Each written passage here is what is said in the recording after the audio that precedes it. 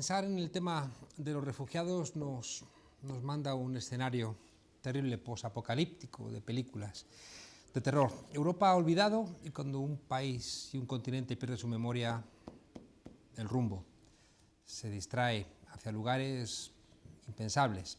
Europa ha perdido la memoria de que en el siglo XIX fueron precisamente los refugiados los responsables de buena parte de los derechos de los que hoy disfrutamos, reclamándolos para ellos, fueron capaces de extenderlos al resto de la ciudadanía. Europa ha perdido elementos esenciales que formaban parte de nuestra identidad, la vida, que la está engullendo el mar.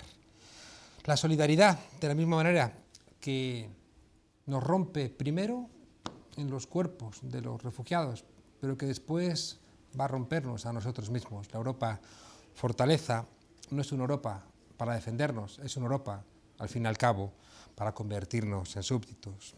Y en tercer lugar, responsable de todo esto, la paz mundial, que también ha sido rota con la colaboración europea. Desde hace unos años vamos de mal en peor y hay algunos que pretenden hacer valer nuestro bienestar con aquel principio de ojo por ojo, diente por diente, y llevamos ya demasiado tiempo que ojo por ojo, al final, todos ciegos. Me temo que cuando uno habla de refugiados uno se abochorna de la condición humana y de Europa.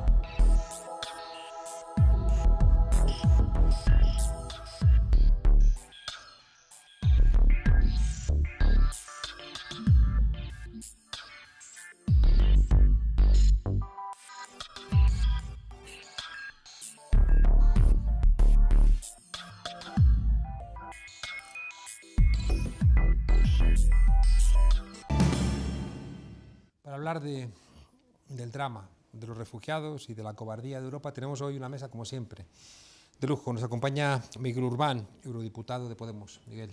Hola, buenas tardes. Buenas tardes. Tenemos también con nosotros a Leila Nachawati Rego, profesora de comunicación especialista en Oriente Medio. Muchísimas gracias por acompañarnos. También tenemos con nosotros a Teresa Aranguren, periodista y escritora. Muchísimas gracias por acompañarnos, y Ana Miranda, portavoz del Bloque Nacionalista Galego en Europa. Muchas gracias por acompañarnos. Os quería preguntar en un minuto, para arrancar el debate, ¿ha cambiado el modelo en Europa? Es decir, ¿ha habido un punto de inflexión en algún momento? ¿En qué momento? Que nos permita pensar que Europa está en un lugar diferente respecto del tema de los refugiados. Miguel. Sí, Schengen. Cuando justamente decidimos crear una Europa sin fronteras, lo que hicimos fue crear fronteras exteriores más fuertes y empezar a intentar coordinar una política justamente para que no entraran o dificultar la entrada dentro de la Unión Europea, ¿no? Es verdaderamente paradigmático que nuestra legislación en inmigración a nivel europeo empiece a empeorar y empecemos a hablar de la construcción de una Europa fortaleza justo cuando intentábamos construir una Europa sin vallas, una Europa sin fronteras, ¿no?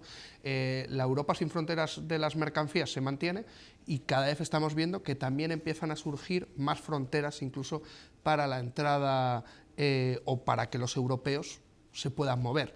¿Por qué? Porque la no frontera siempre ha sido para normalmente el hombre blanco europeo, pero no para la gente que verdaderamente quería llegar a Europa. Yo creo que el 86, en ese sentido, 85-86 sería un punto de inflexión, otro sería la creación de Dublín, de los protocolos de Dublín en torno a refugio, y por último, evidentemente, la creación de Frontex, que es otro elemento central. Frontex sería como el primer intento de crear una Guardia de Fronteras europea, que se va a concluir en teoría este año con la consecución ya definitivamente de lo que sería. O sea, que estableces que de alguna manera son el establecimiento de nuevos elementos institucionales. Leila. Pues no sé cuándo se perdió todo, ¿no? Pero el caso es que estamos en un punto en el que da la impresión de que si la UE por principio, si la Unión Europea por principio es un proyecto moral, ha quedado completamente arruinado al hacer outsourcing de toda su responsabilidad a un tercer país, a Turquía, que está jugando muy bien sus cartas. Entonces, no solo dan marcha atrás respecto a las responsabilidades y a los compromisos que habían adquirido, sino que los arrojan, ¿no? Literalmente los arrojan a que otro se haga cargo. Entonces, ¿dónde queda pues, esos principios y esos valores que son la Unión Europea y que sin eso, pues, es por sí misma, ¿no? Se ha caído por su propio peso? De todas formas, yo creo que la cosa no se trata solo de la llegada de refugiados a la Unión Europea, que de todas formas no deja de ser un parche, sino de la pasividad de la propia Unión Europea con los conflictos en origen, ¿no? O sea, el hecho de que se haya sentado a observar, ¿no?, el aumento de la impunidad, cuando la impunidad crece en un lugar del mundo, cuando se ve que no hay mecanismos de protección de civiles, pues quienes perdemos somos todos, porque la impunidad no crece solo en un lugar, ¿no? Cuando crece, crece para todos. Y lo que estamos viendo es que no hay mecanismos de rendición de cuentas y no hay formas de proteger a los civiles, y la Unión Europea se ha sentado a observar y ahora señala con el dedo las consecuencias que ha provocado su propia pasividad. Gracias. Teresa. Pues no sé, yo es que creo que a veces hemos tenido una visión demasiado idílica de Europa y que quizá lo que nos está pasando ahora es que estamos viendo la Europa real. El sueño de la Unión Europea es verdad que tuvo un componente moral, pero luego no olvidemos que básicamente se construyó sobre el factor económico. Aunque evidentemente en los fundadores de esta idea de la Unión Europea hay la idea de frenar, evitar, hacer imposibles las grandes carnicerías europeas que han sido pues, la Primera, la Segunda Guerra Mundial. Es decir, que Europa no es el modelo de una sociedad idílica, y yo creo que ahora estamos viendo que surgen aspectos de la realidad de la sociedad europea que pensábamos, yo creo que muy ingenuamente o muy ilusamente o muy arrogantemente, que no formaban parte de nuestro modo de ser. Pero nuestro modo de ser, como cultura, estoy hablando, como civilización o como sociedad, está impregnado de arrogancia, de racismo, de indiferencia hacia el otro y de desconocimiento del otro. Yo creo, a mí una de las cosas que quizá me parecen más dolorosas de todo lo que está viendo es que por lo que yo conozco de la zona del mundo de donde nos vienen gran parte de los refugiados, el Oriente Próximo, el Irak, sí, pues era una zona del mundo donde la gente no se iba, incluso viviendo en circunstancias muy duras. La gente no se iba de Irak. ¿Cuándo empezó a irse? Pues después del 2003, después de que se siembra el caos en toda esa zona.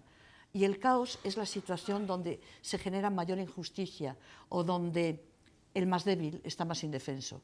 Y yo creo que no podemos olvidar que, no sé si como europeos, pero desde luego como occidentales, bastante tenemos que ver con ese caos que está provocando esta crisis humanitaria de la salida de refugiados. Gracias. Ana. Sí, enlazo con este último elemento, que es la aplicación de la geopolítica europea y occidental en general en la extracción de recursos y en la promoción de guerras, porque es evidente que así lo ha hecho, y esas consecuencias, y también en el hecho de haber olvidado que Europa hace 70 años tenía 40 millones de refugiados europeos saliendo.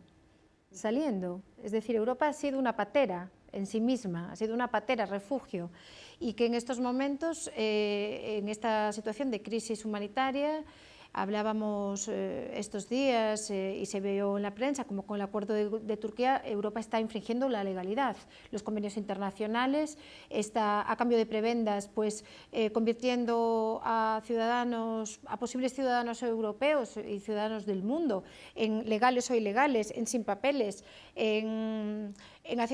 continuando con esa consideración de los sin papeles. Los sin papeles es un nombre que debemos de desterrar. Las personas, los nadies que decía Galeano, debemos de convertirlos en personas cargadas de derechos como sujeto en sí mismo, ¿no? Y esto es parte de lo que se ha olvidado Europa. Y en toda la gestión de la crisis también lo que vemos es una falta de coordinación entre los Estados miembros, es decir, una no Europa, también en política de asilo y de inmigración, y un interés muy específico también con cierto clasismo, ¿no? Yo creo que ahí juega el elemento racismo, pero también el elemento clasismo hacia inmigrantes económicos, porque con los futbolistas, por ejemplo, de África no se tiene ese clasismo. Entonces juega también un elemento terciado con el racismo que hay que combatir sin duda y que se agradece también que lo debatamos en programas como este, ¿no? Esto, os hacía la pregunta porque tengo la sensación de que con la caída de la Unión Soviética y previamente con la quiebra del modelo keynesiano en los años 70 y la puesta en marcha del modelo neoliberal, que es un modelo que pone fin al capitalismo nacional keynesiano y hace un capitalismo global. Y ahí empieza, cuando se frena también la posibilidad de que la Unión Soviética, por cuestiones de geopolítica, frenase determinados comportamientos, se rompe el equilibrio mundial. Y a partir de ahí empieza, de alguna manera, un nuevo desorden mundial, donde aparece otra vez la extracción de recursos, que es lo que le hace a Harvey hablar otra vez de un término muy marxista, ¿no? de las políticas extractivistas, ¿no? Y por otro lado hay un recrudecimiento clarísimo de las guerras. Y en ese sentido Europa parece que no está a la altura, ¿no? Parece que Europa ha perdido la posibilidad de tener una posición de avanzada, sino que al revés, parece que está un poco a la defensiva, pero haciendo barbaridades, no sé cómo lo veis. Es decir, el hecho de que le diga a Turquía, solventa el problema y yo voy a mirar para otro lado con tu falta de respeto a los derechos humanos, ya puedes masacrar a los kurdos, puedes intervenir en la guerra de Siria, a mí me parece que es espeluznante. Hombre, es que yo creo que ahora mismo, si tuviéramos que definir la política migratoria o la política de refugio de la Unión Europea, yo creo que lo que podríamos decir es que es indigna, vergonzosa, ilegal y criminal, ¿no? Indigna sobre todo porque ante la gente que huye de las bombas estamos viendo cómo se les gasea en la frontera de Macedonia con Grecia, pero es que antes se les gaseaba en la frontera de Hungría con Serbia.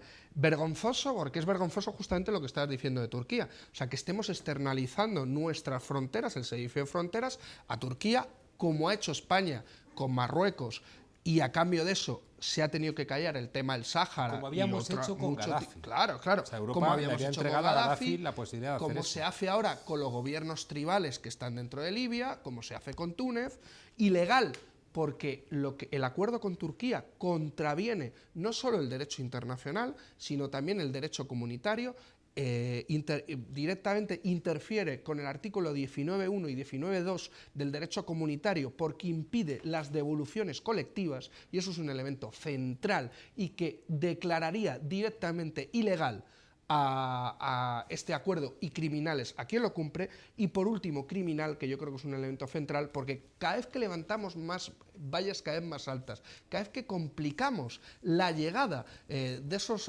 refugiados y de esos migrantes, cuando no abrimos pases seguros para que puedan llegar, lo que estamos haciendo es que haya cada vez más muertes. Esas políticas de racismo y de xenofobia institucional lo que generan son muertes, y los que estén firmando ese acuerdo tienen las manos directamente manchadas de sangre. Yo creo que hay que decirlo claramente, vamos. De todos modos, a mí está todo eso, y me preocupa, y evidentemente eso son decisiones que toman los gobiernos, pero los gobiernos las toman también porque saben que tienen respaldo de las sociedades.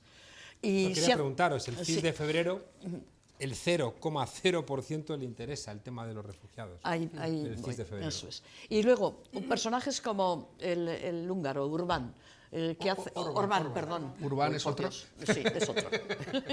Una letra, fíjate tú lo que puede significar.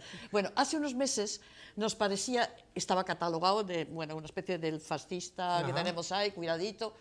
Al final, lo que se ha adoptado en este acuerdo es la teoría de Orbán.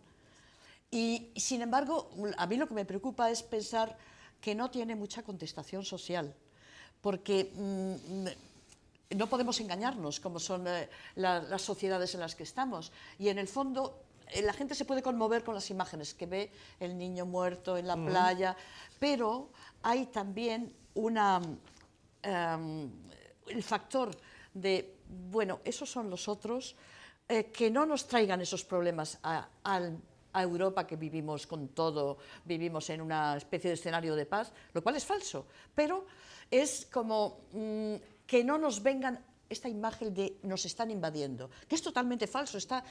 Miras los datos y no tiene nada que ver, pero sin embargo, cuando yo oigo conversaciones en la calle, esa imagen de cuidadito, hay que poner normas, hay que poner frenos, porque si no nos invaden, y lo que ocurrió en Alemania, todo eso son mensajes... Que fue falso, es decir, que es falso. la agresión no Pero había qué fácilmente se lo refugiados, cree la la agresión gente y qué sexual en fácilmente Polonia. se hace el discurso sobre eso. Ya. Es falso que nos estén invadiendo porque resulta que aquí en España hay solo, me parece que Pues 18, ¿no? 18 de los 18.000 Daros cuenta. con los que nos habíamos Y que comprometido. aunque hubieran venido todos, sí es una gotita de población, pero hay una predisposición a decir, bueno, que se apañen ellos, que no nos vengan con los problemas aquí. Ana, ¿querías decir algo? Sí, predisposición del poder político, pero también del poder mediático, porque el poder mediático que nos está transmitiendo imágenes como la triste imagen del niño, pero han muerto 400 niños desde la imagen del niño Aylan Kurdi.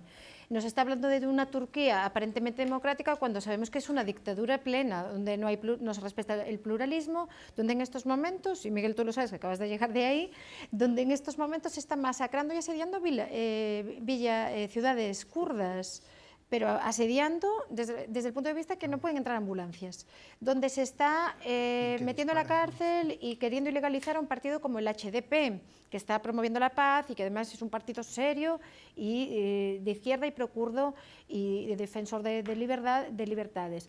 Y sobre todo estamos también viendo que esta Europa fortaleza está contribuyendo a un mensaje xenófobo y que no están teniendo en cuenta un elemento muy importante, que es el elemento demográfico, no solo el económico, sino el elemento demográfico. Europa es en estos momentos un geriátrico, pero por evidencias objetivas, y va a llegar un momento que Europa necesita población joven para vivir, para trabajar. Vamos a escuchar lo que está diciendo Europa, me temo que desde el miedo, porque si no, no tiene otra explicación.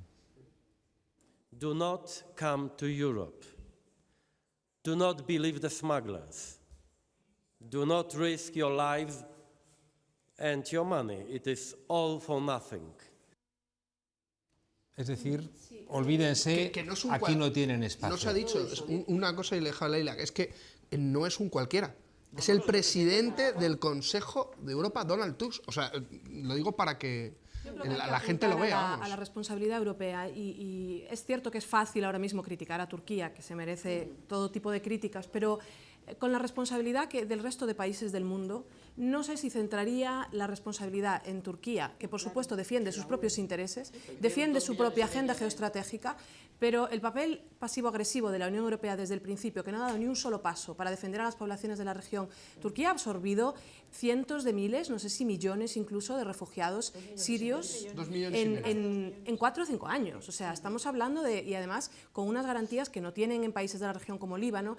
En los países de la región no se pueden hacer cargo con el peso demográfico, con la presión geoestratégica que tiene. Es decir, Turquía va a explotar y continúan acogiendo sirios. Y al final no deja de ser un parche, si no atendemos a lo que está pasando en el origen. Si queréis hablamos después un poco más del origen. Lo que sí me gustaría decir también, antes de continuar quizá más con de dónde viene todo y porque no deja de ser un goteo que no va a frenar. Ahora mismo Turquía asume a esta cantidad, la Unión Europea en algún momento trazará otro número ficticio, pero el número no se queda ahí porque continúa habiendo el chorreo, ¿no? desde los países de la región y sobre todo ahora mismo desde Siria, pero sobre todo el ver a los refugiados y refugiadas como sujetos políticos, no como víctimas pasivas. O sea, tienen agencia, tienen voz y no se oyen, no se escuchan, todavía no tenemos claro de dónde vienen ni por qué. O sea, yo cuando hablo con gente que ha estado con refugiados, pero no termina de entender de lo que huyen, por ejemplo, el 90% de la población que huye de Siria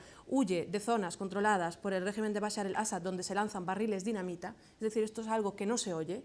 Y es cierto que hay zonas de Daesh que son espeluznantes, y es verdad, pero es el 10% del total. El 90% huye de los barriles dinamita. Entonces, permitir que se continúen lanzando barriles dinamita indiscriminadamente contra la población local, hemos visto hace unos días que hubo una tregua entre miles de comillas, ¿no?, entre distintas potencias internacionales. Entonces, durante 2 o 3 días, Rusia dejó de bombardear indiscriminadamente Alepo, que se habían cargado varios hospitales en cuestión de unos días.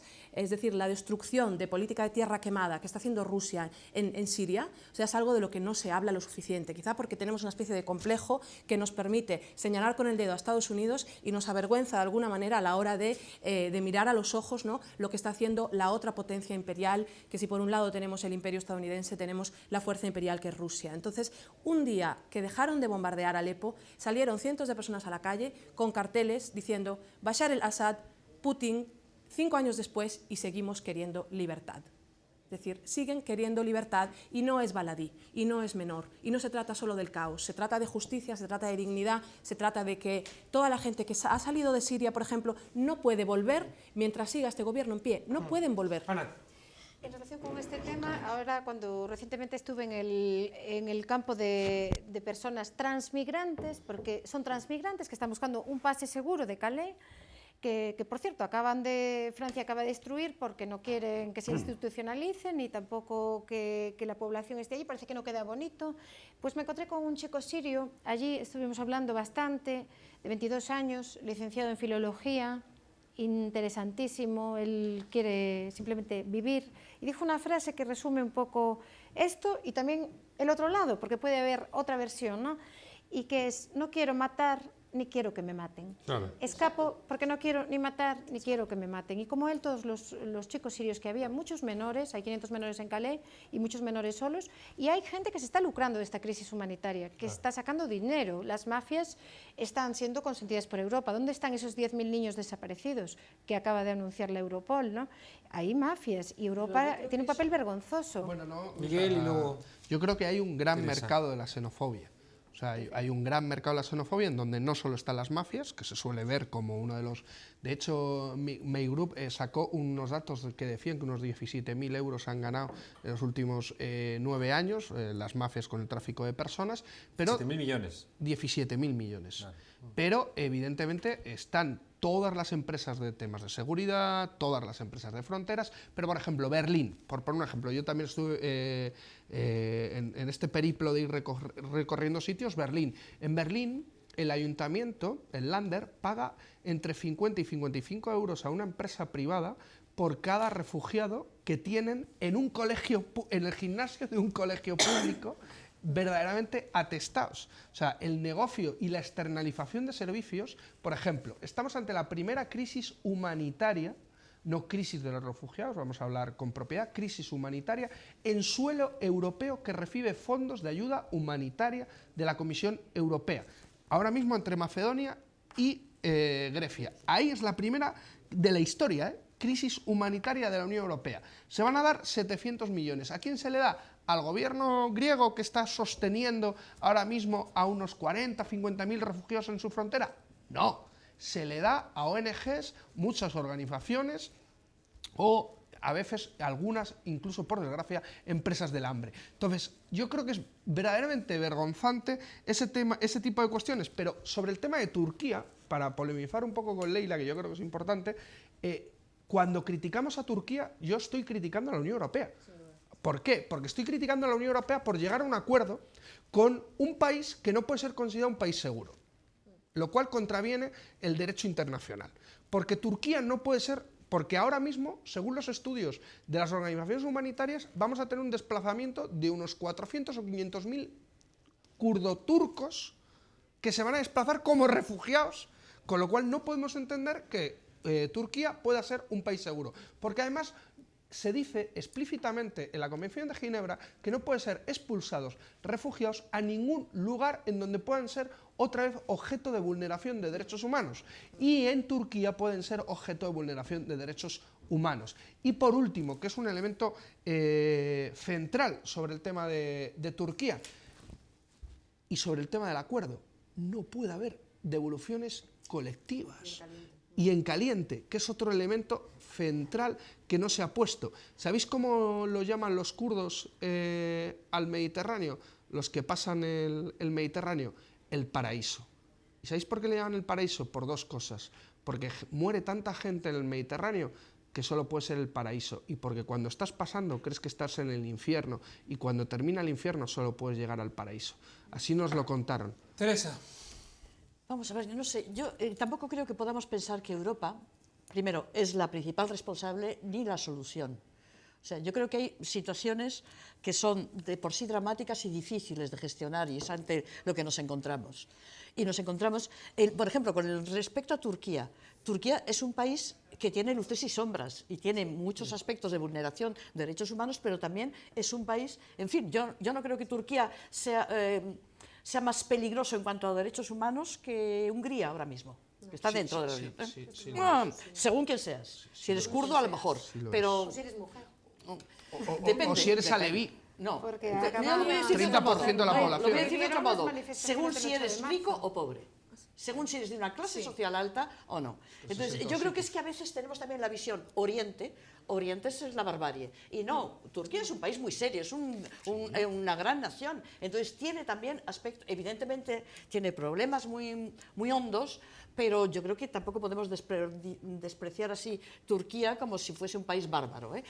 Solo es un... Nadie ha dicho No, sí, ya lo sé, esa es un palabra, paréntesis que hago, porque yo iba a otra cosa que se me ha ido la olla ahora. No importa, en cualquier caso, muy bien. habéis Esas planteado prebendas, algo con las que está en el fondo, que yo me di cuenta en un viaje al sur de México, y me di cuenta de que el desarraigo es una de las peores cosas que le puede ocurrir al ser humano. Cuando te desarraigan, de alguna manera te deshumanizan, te regresan evolutivamente a un espacio donde pierdes la posibilidad de tu humanidad. Y ves personas, pues niños parasitados, gente luchando en situaciones prácticamente de clanes enfrentados como si fueran bueno, pues grupos en la selva, ¿no?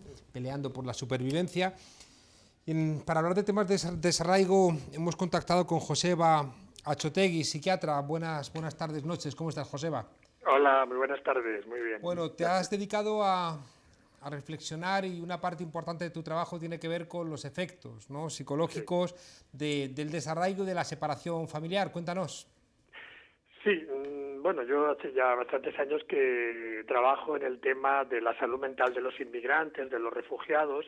Tenemos un dispensario en la zona del puerto de Barcelona y entonces ahí, pues desde los años 80 hemos ido viendo la llegada un poco natural de las migraciones aquí a Barcelona y he ido trabajando sobre esta problemática y tal como dices, pues realmente todas las rupturas familiares, el desarrollo, son uno de los aspectos que más pesan en la vida de los inmigrantes y los refugiados.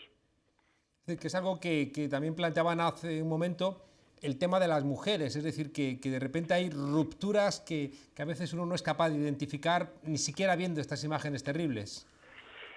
Sí, a ver, yo creo que realmente se está produciendo a nivel humano pues un sufrimiento muy grande, aparte de los aspectos físicos, evidentemente de las condiciones tremendas en las que está viviendo toda esta población a nivel físico, todos estos refugiados, a nivel emocional, pues es una situación que yo diría que casi es peor, ¿no? Es decir, se están separando familias, padres y madres de hijos, cuando sabemos desde la psicología y desde la psiquiatría mantener a las familias unidas es un factor de protección en salud mental. Ya hay estudios desde la Segunda Guerra Mundial de los bombardeos en el metro de Londres en los que se veía que cuando los niños estaban con sus madres sufriendo un bombardeo, estaban más tranquilos a pesar de todo que cuando los separaban y no sabía dónde estaban las madres viviendo una situación de guerra. Es decir, estar con los padres, con la familia y para los propios padres estar con los hijos es un factor muy importante para tolerar y superar las adversidades que están viviendo. Al mismo tiempo, supongo que los países que reciben, ¿no?, a los refugiados, tener, ¿no?, a unos grupos humanos de alguna manera comprometidos también con una cierta estabilidad, con compromisos propios, les hace también más proclives, ¿no?, a la integración que cuando están disgregados. Claro. Evidentemente, pues un hombre solo durante mucho tiempo tendrá más riesgo una mujer en caer en el alcoholismo, en tener conductas más extrañas, podríamos decir, que cuando está con su familia, ¿no?, que realmente es algo que le va a ayudar pues a mantenerse más sereno. El cuidar a los hijos le va a reforzar a él también las capacidades, digamos, de afrontar las cosas, de ser un modelo, tanto para el padre como para la madre. Estar con los hijos es un factor que les proporciona también a ellos mismos serenidad. Es decir, desde todos los puntos de vista, yo creo que es muy importante. Y lamentablemente algo que yo suelo decir que va más allá de los planteamientos políticos, es simplemente gestión adecuada de las cosas, es decir, no es pedir utopías, es simplemente aplicar normas bien evidentes y bien de sentido común, como esta de intentar que las familias estén juntas. Esto no va contra ninguna ley, ni es pedir nada del otro mundo. Joseba, has estado trabajando durante muchos años acerca de lo que llamas el síndrome de Ulises. Cuéntanos en qué consiste. Bien, el síndrome de Ulises es un cuadro de estrés muy intenso que viven los inmigrantes, los refugiados, que se hallan en situaciones extremas. Yo esto lo vi en este consultorio que te comentaba del puerto de Barcelona. Me di cuenta en torno al 2000, cuando se cerraron las fronteras, cuando empezó toda la etapa de prohibir que los inmigrantes llegaran en condiciones de dignidad aquí, ¿no? Se impidió que las familias se reagruparan. En ese momento me di cuenta de que había toda una problemática de tensión, de estrés, y eso me recordó el texto de la Odisea, ¿no? Cuando Ulises pues está solo, asustado, recordando a su familia, indefenso, y realmente yo creo que esta situación de indefensión y de miedo es lo que define en este momento pues a los inmigrantes sin papeles, a los refugiados, y este cuadro del síndrome de Ulises no es ningún trastorno mental, no es ninguna enfermedad, es algo tan humano como pues tener miedo, estar triste porque estás solo, estar asustado, es decir, es un duelo, un cuadro de estrés que forma parte del área de la salud mental. Joseba, una última pregunta. ¿Estamos enfermos nosotros por esta despreocupación respecto de los refugiados, por este mirar hacia otro lado, por este comportamiento que está demostrando esta Europa supuestamente desarrollada y defensora de los derechos humanos? ¿Estamos enfermos? Bueno, yo soy un poco reacio a poner la palabra enfermedad, ya lo ves, ¿no? Que hablo de los inmigrantes, hablo de estrés y de duelo. Pero enfermos yo nosotros. Sí, nosotros. Es decir, tengo la sensación de que nos deshumanizamos.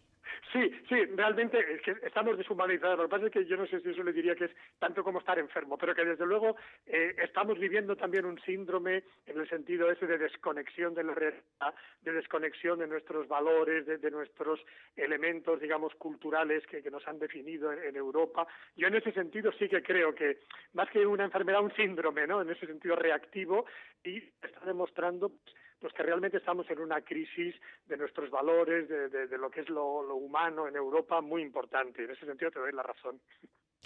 Joseba Txotegi, muchas gracias y seguimos sufriendo. Desde el programa que hemos empezado con una mirada triste porque, no no encontramos alegría en nuestro comportamiento. Muchísimas gracias y buenas noches. Bueno, hasta cuando queráis. Un abrazo. Gracias. Parece que es importante, ha dicho lo de gestionar la crisis, que yo creo que es el tema. O sea, porque yo puedo entender el desbordamiento de Europa, incluso de los políticos europeos, el no saber por dónde cogerlo. Es que no es así, es que no podemos entrar en eso. O sea, bueno, pues yo creo que sí, yo creo que debemos entrar porque la solución está en gestionar bien. Por ejemplo, crear mecanismos, vías seguras para la acogida del asilado. Es que se está gestionando bien. No, yo no creo que se esté gestionando bien. Claro que sí, para unos intereses sí. Es que ese es el problema. Bueno, es una pues cuestión entonces, de voluntad política, no de gestionar bien o mal, evidentemente. ¿Por qué? Porque no hay voluntad política de que haya un pasaje seguro. Se podría haber hecho hace mucho tiempo. Porque no, cuando decimos que estamos ante la primera crisis humanitaria de la historia de la Unión Europea en suelo europeo, es no porque haya habido un cataclismo. Llevan un año llegando personas. El gobierno griego lleva un año dando voces de alarma. El problema es que hay una voluntad política de no facilitar una entrada legal y segura a Europa. Entonces, no es un problema de gestión, es un problema político. Bueno, pues es un problema de gestión de cómo se entra en Europa. Pero tengo la sensación de que algo que planteaba Teresa no deja de ser cierto. Y yo tengo la sensación de que Europa tiene cierto shock, de que tiene cierto riesgo de perder su bienestar. Estamos hablando de que en la frontera, en la orilla sur del Mediterráneo, 356 millones de habitantes. 356 millones de habitantes. Es decir, que si uno mira que esta Europa está rodeada, ¿no?, con un modelo absolutamente injusto de gente que no puede sobrevivir en sus países y que encima, en algunos lugares, fomentamos guerras, vendemos armas. Sí, pero parece complicado encontrar una solución y quizá yo creo que va a ser imposible, por eso hablaba de cierta enfermedad, porque no nos sentimos capaces de reconocernos en esas personas que sufren. Permitidme, y os voy a dar la palabra, hay un libro importante de Amin Malouf que es Las cruzadas vistas desde los árabes, es decir, ponernos en la piel del otro. Vamos a ver un vídeo. جاي لاجئة سوري نطلع ألمانيا مشان نخلص من عذابنا نحن نخلص من ألمنا نخلص من الظلم من الذل اللي كنا عايشينه حاجبة بكفي ألم من كان أبدا حاجتنا عذاب بس حدا يفهمنا حدا يساعدنا. Indolente Europa, Leila. Yo haría la distinción entre el cinismo de las élites políticas y de su, digamos, necesidad de parapetarse, atrincherarse, pero yo no recaería, no haría que la responsabilidad recayese en la gente de a pie. Creo que es un poco injusto hablar de que estamos deshumanizados, de que no vemos al otro. Creo que hubo una respuesta tremenda que las propias instituciones de la Unión Europea... El CIS, en febrero, sí, hoy quizá nadie esa señala cuál es su principal problema. Sí, sí, no pero es que es tan traumático, es tan insoportable ver estas imágenes que yo misma, si no trabajase en eso, no las querría ver tampoco. Es decir, hay un punto de shock, pues que una imagen es humano, ver una imagen tan extrema, pero yo creo que hubo una reacción tremenda y que dio una elección y que países como España estuvieron yo estuve trabajando y colaborando con la red de acogida de refugiados que se montó, que fue una red de gente muy vinculada al 15M, que de repente pues canalizó toda esa energía inicial en unas digamos asambleas para pensar la gente que estaba llegando a la estación de Méndez Álvaro, cómo se le acogía. O sea, había decenas de personas yendo a Méndez Álvaro todos los días, había gente ofreciendo sus casas, cientos de personas ofreciendo sus casas para acoger a gente temporalmente, pero es que luego no había apoyo institucional de ningún tipo. Pero o sea, no había respaldo. Si ¿Qué haces con ellos? Si la ciudadanía se posicionara al respecto, como nos hemos posicionado frente a la violencia de ETA, o en algunos momentos en torno a la Iglesia en contra de, no sé, de la educación para la ciudadanía, y ahí los gobiernos tenían que responder porque había una presión ciudadana que a día de hoy no la vemos. Un caso que es un poco significativo. En un primer momento, el gobierno alemán, Merkel, era el que mejor acogía a los refugiados y dijo, bueno, acogeremos a todos. ¿Por qué ahora ha dado este giro a Alemania? ¿Y por qué lo ha dado Merkel? Porque está cuestionada. Y porque se le está haciendo responsable, es decir, para mí la pregunta, que querría saber cuál es la respuesta, si se pudiera hacer una pregunta social, es, ¿quiere usted que Europa abra las fronteras a los refugiados? Yo temo que nos podíamos encontrar algo muy duro en la gente, no solo en los gobiernos, y por lo tanto, por eso creo que lo importante es buscar el mecanismo para que esto no se produzca, para solucionarlo en Grecia, para no dejarle a Grecia el problema sin ninguna medida. Es decir, tenemos dinero. Esto al final es una historia de ricos y pobres. Es decir, ¿por qué Europa no invierte todo en encontrar la vía segura para cumplir sus leyes, además? Cumplir las leyes de asilo y no incumplirlas como con este acuerdo con tú. Bueno, pero es que Ana. no quieren unos. No. También tiene mucha relación con el hecho de la asociación entre migración y temas refugiados a la criminalización de la propia migración y a la vinculación con el elemento de la seguridad, a que esos dos elementos, incluso terminológicamente, vayan unidos para crear esa sensación de que el que viene de fuera te va a quitar el trabajo, te va a quitar la sanidad, te va a quitar el puesto en la escuela, te va a quitar la ayuda. Miserables, Y eso miserables que han trabajado en esa dirección. Claro, algunos más sutiles hablando de estampida, y otros cambiar directamente incluso planteando que el inmigrante es alguien que Lo de la noche de viene fin de a año en violar. Alemania es eso, Exactamente, claro. la terminología. Mentiroso para eso. Y luego hay un problema que señaló el experto, el psiquiatra, muy interesante, que es el tema de del regrupamiento familiar. Es fundamental. En el campo de refugiados de Calais había mujeres solas, algunas viudas, mujeres con hijos allí, mujeres que sufren violencia sexual y que las propias ginecólogas de Calais lo denuncian porque hay buenos y malos como en toda la condición humana, pero lo que no podemos juzgar es a una persona buena o mala en la situación en la que se encuentra, sino como movimiento. El movimiento de circulación de personas es bueno para la humanidad, lo ha demostrado la propia humanidad, ¿no? Es que es además inherente a ella. Y el tema del regrupamiento familiar es importantísimo. No es normal que en algunos países se esté llevando 3 años, en otros 5 y en otros 1. No hay una coordinación ni siquiera europea en ese tema. Y la perspectiva de género. Europa no tiene una perspectiva de género en el tema del asilo, ¿no? Las mujeres que sufren violencia de género, mutilación genital o que han sido forzadas a casarse, deberían de ser las primeras acogidas, las primeras refugiadas. Yo creo que es importante, y esta semana en el Parlamento Europeo se discutió un informe muy importante, ¿no? Y también señalar que el 55% de los seres humanos que llegan por la vía griega, que ya será una vía cerrada a partir de estos días o a partir de que se tome el acuerdo, y empezarán a buscarse otras vías porque la gente tiene necesidad de vivir y buscará otras vías. El 55% son mujeres. Irán por el Báltico, irán por el Adriático, irán por tierra, por Bulgaria. Yo creo que hay que poner una serie de elementos encima de la mesa. Primero, no podemos hablar de crisis de refugiados, si acaso se puede hablar de una crisis humanitaria. Sí. Segundo, cuando se habla de que estamos ante los mayores movimientos de humanos después de la Segunda Guerra Mundial, no es por los que están llegando a Europa, por Dios, y no son 11 millones lo que hay de desplazados, es más de 60 millones. El Sahel ya tiene muchos más refugiados de los que tiene Europa. Líbano tiene más refugiados. Líbano, 4 millones de habitantes, tiene más refugiados de los que tiene Europa. No podemos hablar de avalancha, pero tampoco podemos hablar de mala gestión o de que nos han desbordado. No podemos hablar de que una población de casi 700 millones de personas les desborda menos de 1 millón. No es posible. Y además, uno de los sitios con más riqueza del mundo. Es un problema, vuelvo a repetir, político. El otro día me reuní con el comisario de ayuda humanitaria, el comisario, además chipriota, de ayuda humanitaria europeo, y le pregunté, oye, parece evidente que el problema humanitario que se está dando en la frontera Macedonia-Serbia es porque hay un cierre escalonado de fronteras que hace que un embudo sobre la frontera de ahí domine, y eso está generando una crisis humanitaria.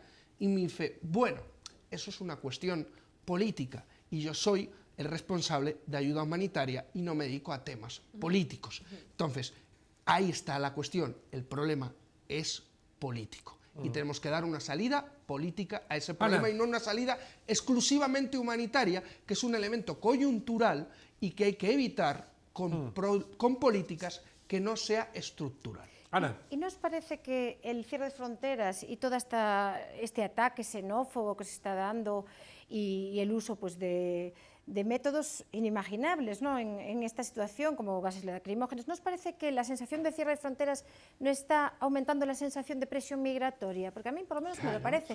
Esa sensación que crea ese sentimiento, esa inseguridad, cuando luego vas a los campos de refugiados y ves que la gente huye porque quiere vivir, simplemente vivir y formarse, y muchos quieren volver a su país, que eso es lo que a mí más me llamó la atención, es que marchan pero quieren volver, porque tienen unos que son su país, es su tierra, su arraigo. De las soluciones. Claro. Por eso hablamos siempre también de las soluciones en origen, ¿no? O sea, el llegar a Europa o el llegar a cualquier otro país es el último parche para esta gente, ¿no? Ellos han luchado por quedarse ahí, y yo hablo a diario con gente que está en Turquía, con gente que está en Líbano y con gente que está en Alemania esperando a ver qué pasa en campos de refugiados apelotonados, separados de sus familias, entre ellos algunos parientes míos, y continuamente como se disculpan ante mí, se sienten culpables de yo no quería irme, yo no me quería ir, y como justificándose ante mí de que yo no quería dejar de luchar, ¿no? Como que era su responsabilidad luchar por su país, y salen de allí porque no hay más remedio. Entonces, sin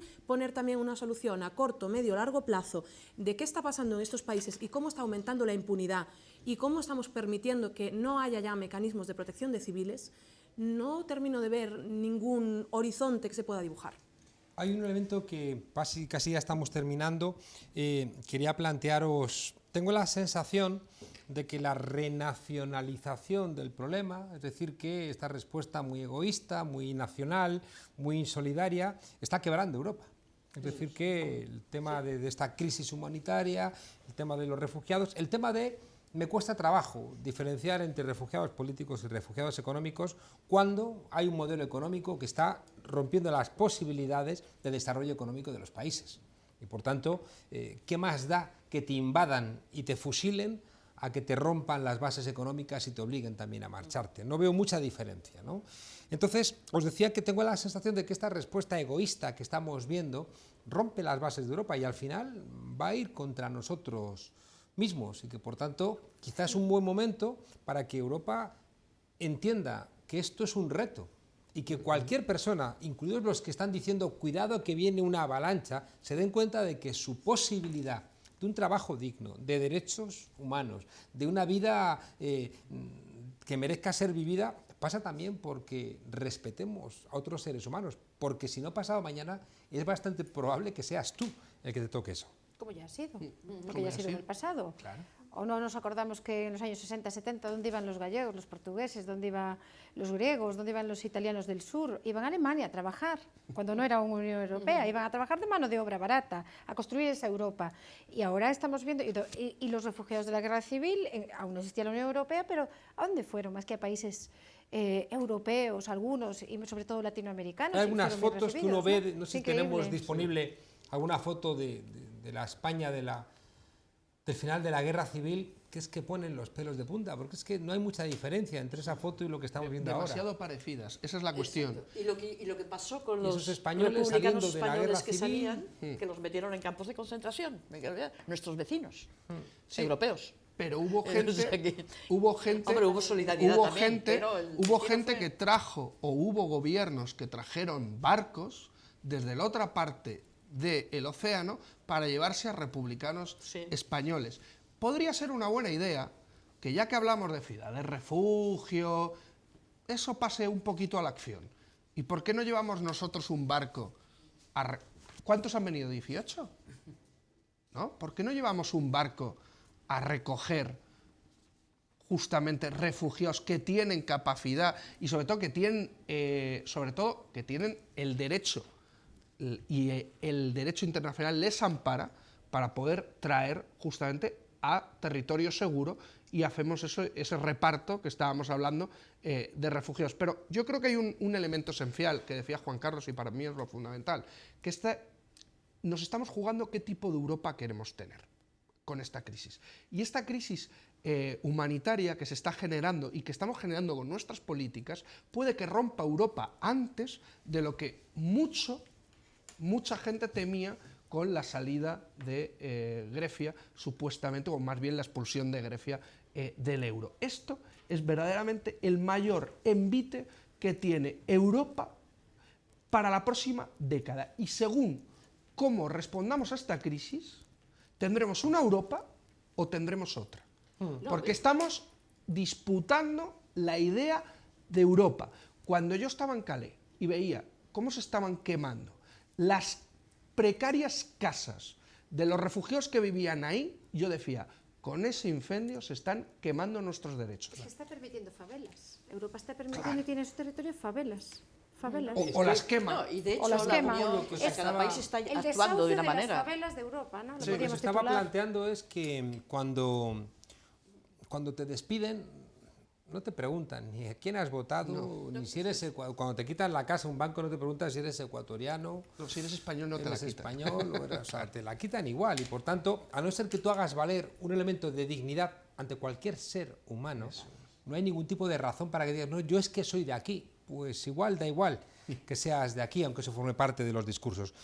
Tenemos que terminar, os pediría casi como despedida soluciones. Es decir, ¿qué podemos hacer para que no estemos delante de un escenario apocalíptico de Mad Max, donde la gente responda con miedo, donde el discurso de miedo cuaje, donde el tema de los refugiados y de los inmigrantes sea el argumento de la extrema derecha xenófoba para justificar el fin del contrato social en Europa, que yo creo que eso es lo que está encima de la mesa. En un momento en donde estamos perdiendo el Estado social, el Estado democrático y el Estado de Derecho, la posibilidad de que ese descontento sea representado por partidos de extrema derecha con el elemento central de cuidado que vienen los inmigrantes está ahí encima de la mesa. De hecho, fijaos, les pido, ya digo, algunas soluciones, de hecho, en el debate de investidura esto ha estado prácticamente desaparecido.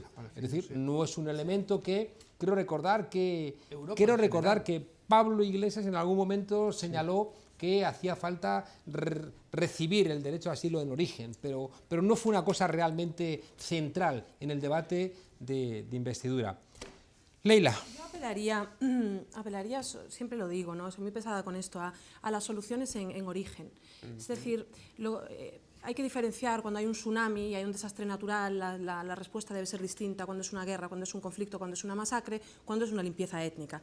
Entonces, si aumenta la impunidad y si se permite que gobiernos como los de la región lleguen a donde han llegado, que gobiernos como el de Israel llegue a donde ha llegado, que gobiernos como el de Bashar al-Assad lleguen a donde han llegado, que ahora tenemos al golpe de Estado de Sisi legitimado por la comunidad internacional, si permitimos que esas estructuras se refuercen, digamos, borrando todos esos intentos que ha habido de promover otros valores, de promover derechos humanos, pues si no, digamos, respaldamos a la gente que desde dentro de estos países está luchando por construir sus propios países, de nada sirve pensar en planes para absorberlos aquí. Es decir, ¿cuál es nuestra relación con esos conflictos que mañana pueden ser aquí? ¿Cuál es nuestra relación con los distintos focos de conflicto, distintos focos de tensiones? ¿De dónde vienen? Comprenderlos y hasta qué punto permitir que aumente la impunidad, permitir que no hay mecanismos para proteger civiles, nos afecta a todos, y yo ahí sí reivindico del mismo modo que no achacaría demasiado a la reacción ciudadana, que yo creo que no ha sido mala, creo que ha habido muchísima empatía, teniendo en cuenta la poca responsabilidad que ha habido por quienes de verdad la tienen, sí apelaría a la responsabilidad de los medios de comunicación. Yo creo que están haciendo un papel tremendamente peligroso y he visto peores coberturas que las de muchos medios españoles de la cuestión de cómo se está afrontando, digamos, los conflictos de Oriente Medio y Norte de África. Hay muchísimas excepciones y hay grandes coberturas, pero el papel general, mainstream, de los medios españoles ha sido muy preocupante, pues esa deshumanización, ese presentar la cuestión como avalancha. Entonces, los medios sí tienen muchísima responsabilidad en presentar la impunidad como un problema global, un problema que surge de forma local, pero que si aumenta, aumenta para todos. Gracias, Miguel. Yo creo que lo primero que tendríamos que hablar es diferenciar entre lo que podrían ser soluciones coyunturales, o sea, para una crisis humanitaria del momento, y soluciones estructurales que deben de ser a corto, medio y largo plazo, evidentemente. Coyunturales, lo primero que tendríamos que hacer es un pase seguro para evitar que el Mediterráneo se convierta en la mayor fosa común del mundo, o que lo siga siendo, por lo menos. Y, evidentemente, apertura de fronteras. Habría que meter dinero específico y claro por parte de los Estados para poder asegurar un tratamiento adecuado a la gente que llega y su integración, y llegar, evidentemente, a acuerdos comunes a nivel europeo para tener una política común europea y dar una respuesta europea justamente a esto, aboliendo Dublín III, el protocolo de Dublín III. Por último, en el tema que decía Leila, que yo creo que son más estructurales, lo primero, soluciones en origen, evidentemente, todo lo que ha dicho Leila estoy de acuerdo. Si queremos acabar con el efecto llamada, acabemos con las bombas, eso es lo que genera efecto llamada, acabemos con la miseria estructural. Se está hablando de que en Etiopía vuelven justamente las sequías, y eso puede generar un desplazamiento poblacional de hasta 1 millón de personas, o sea que mata tanto la bomba como mata tanto la hambruna, o sea que yo creo que hay que acabar evidentemente con las hambrunas, hay que acabar con los acuerdos comerciales de la Unión Europea que no incumplen sistemáticamente el acuerdo 2 que tendrían que tener de respeto de derechos humanos y de respeto sobre todo de la no expropiación de los recursos naturales de terceros países. Y por último, evidentemente, tendríamos que replantearnos el comercio de armas que realiza la Unión Europea. La Unión Europea es la tercera vendedora de armas del mundo, solo por después de Estados Unidos y de Rusia. Yo creo que son coyunturales y son estructurales.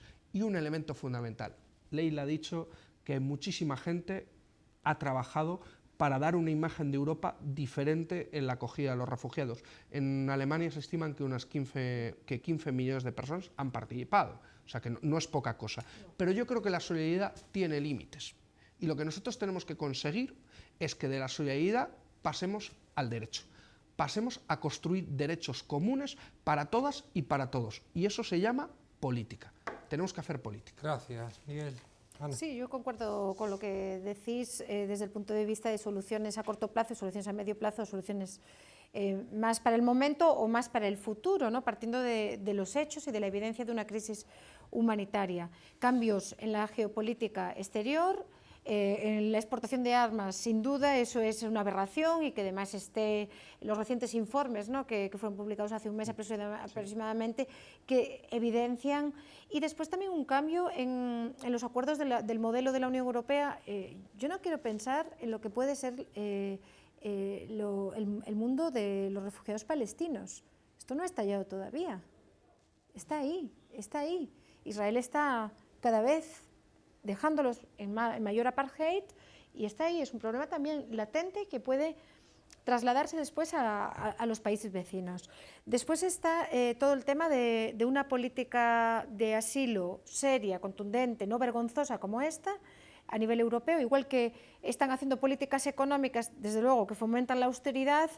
¿Cómo no se puede hacer una política humanitaria tan fácil de hacer y con tanto impacto? Cambio en las políticas mediáticas, sin duda, y sobre todo tener en cuenta ese elemento que es el reagrupamiento familiar, el pasaje humanitario seguro, centros de protección dignos, con separación de espacios hombres-mujeres, donde se está dando violencia sexual, donde hay casos como el niño que vimos el otro día, que estaba en una cuna de cartón. Es que Europa no puede tener estas situaciones en su tierra, desahucios en el barro, como se dio en Calais, ¿no? No podemos permitirnos esta vulneración de derechos. Y luego unas políticas de inclusión activa. Es interesante ver lo que está haciendo Escocia, ¿no? Como pueblos dentro de pueblos, incluso en este modelo de Europa de los Estados, como hay naciones sin Estado que están realizando políticas de inclusión activa de las personas migrantes interesantísimas, que creo que también hay que tener en cuenta, ¿no? y traer a colación en estos debates.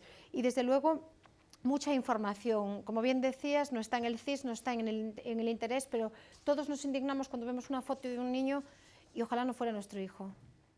Gracias, Ana. Teresa. Yo creo, bueno, creo que las catástrofes, por definición, se expanden, tienden a expandirse. Entonces, lo que estamos asistiendo en Europa es a la expansión de una catástrofe que afecta a nuestros vecinos del otro lado del Mediterráneo. Y yo, por la experiencia que tengo y, digamos, el aprecio que tengo a los pueblos de esa parte del Mediterráneo, realmente no quiero que vengan, pero no por las razones del presidente del Consejo, porque no quiero que Siria se vacíe de su mejor gente. Tú hablabas de los palestinos, los refugiados palestinos. Los refugiados palestinos no se van, se agarran con uñas y dientes, porque ya les echaron una vez, no quieren. Entonces, el problema no es un problema europeo, el problema es de esa zona del mundo. O sea, lo terrible está pasando en esa zona del mundo. Desde el lado de acá, de Europa, que yo no creo que debamos pensar que Europa es la solución.